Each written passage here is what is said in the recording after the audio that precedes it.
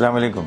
ദാറുൽ ഹുദ Islamic യൂണിവേഴ്സിറ്റിയിലെ സിബാബ് അതിൻ്റെ ദേശീയ കലോത്സവം വരുന്ന ജനുവരി 1, 2, 3, 4, 5 തീയതികളിൽ ദാറുൽ ഹുദ നമ്മുടെ യൂണിവേഴ്സിറ്റി ക്യാമ്പസിൽ വെച്ച് തന്നെ നടക്കുകയാണ്.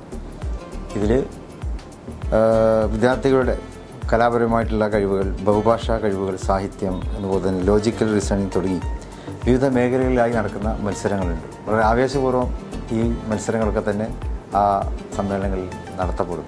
5 ദിവസങ്ങളിലായി നീണ്ടു നിൽക്കുന്ന വിപുലമായിട്ടുള്ള പരിപാടികളാണ്.